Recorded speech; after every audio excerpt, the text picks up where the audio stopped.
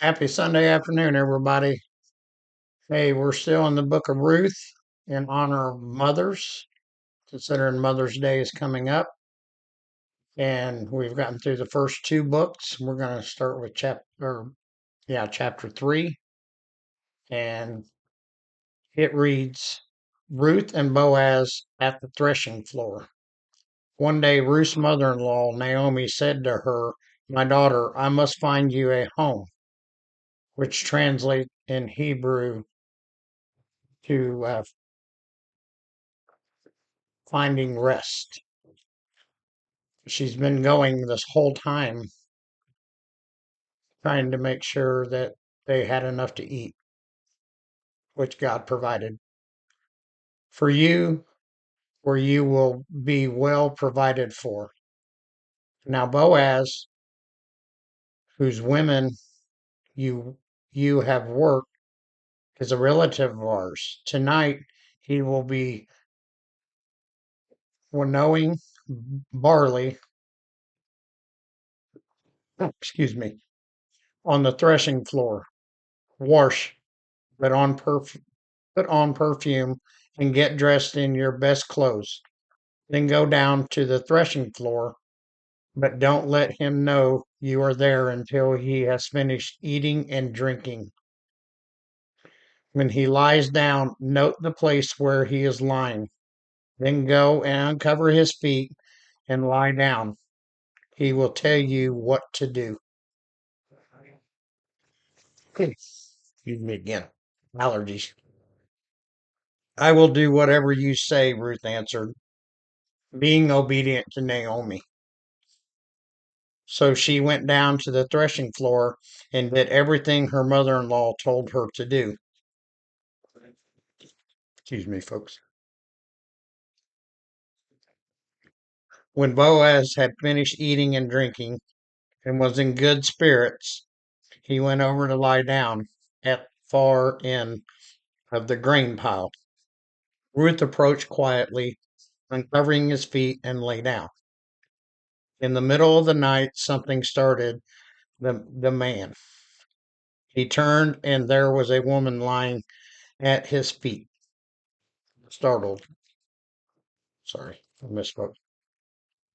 Who are you? He asked. I am a servant. I am your servant, Ruth, she said. Spread the corner of your garment over me, since you are a guardian redeemer of our family. Guardian redeemer means this. It is a legal term for one who has the obligation to redeem a relative in serious difficulty. It also talks about it in Leviticus 25 through 55, also in verses 12 and 13. The Lord bless you, my daughter, he replied. This kindness is greater than that which you showed earlier. You have not run after the younger men, whether rich or poor. Verse 11. And now, my daughter, don't be afraid. I will do for you all you ask. All the people of my town know that you are a woman of noble character. They already knew what she had done for Naomi and that they respected her for doing all of that. Although it is true that I am guardian redeemer of our family, there is another who is more closely related than I. Stay here for the night, and in the morning, if you want to do his duty as your guardian redeemer, good. Let him redeem you. But if he is not willing, as surely as the Lord lives, I will do it. Lie here until morning. Even though he wasn't going to redeem her, and yesterday I talked about the way that the family passed a a widower down, um, or no, a widow. This is part of the line. This is how it has to go. Verse 14. So she lay at his feet until morning, but got up before anyone could be recognized. And he said, "No, one must know that a woman came to the threshing floor."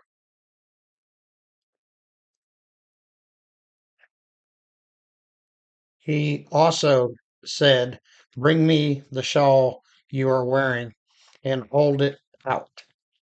When she did so, he poured into it 6 measures of barley and placed the bundle on her. Then he went back to town.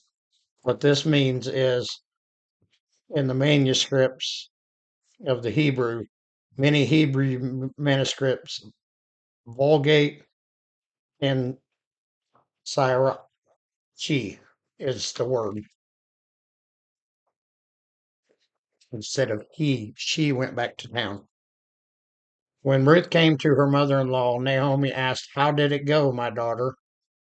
Then she told, told her everything Boaz had done for her.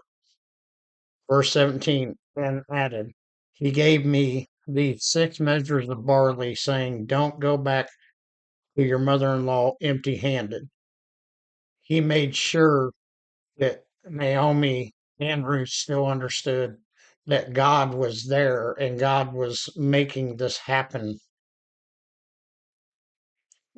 Then Naomi said, "Wait, my daughter, until you find out what happens, for the man will not rest until the matter is settled today."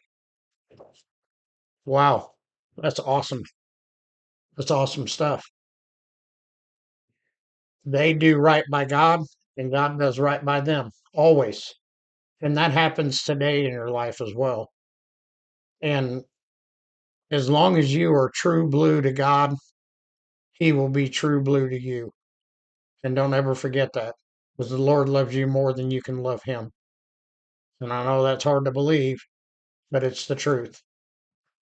And I just want you all to know that Ruth is definitely considered a warrior for God, and that you have these same type of people in your life. It's just seeking them and finding them and learning and understanding what they're talking about. And if you're of Christ, it's easier to understand, because if you're not of Christ, that's why Jesus wrote in parables, because the unsaved did not understand, or the unbaptized did not understand what Jesus was saying. It was Babel. It literally, that's where the word Babel comes from. Is they were babbling because they heard, okay, just like me here in Japanese. I don't have a clue how to speak Japanese. They did. They could hear God in their own language. And God does that. Just like people online here that are from other countries, it translates it automatically English for me so that I understand it. And I talk to many people across the world on here, and they they definitely understand what I'm saying, and I understand what they're saying. God will defrag everything and anything for you. So let's go to the Lord in prayer real quick, and we'll do chapter 4 tomorrow. Jesus, thank you. Thank you for your beautiful words again. And thank you for your love letter to us, which we call the Bible.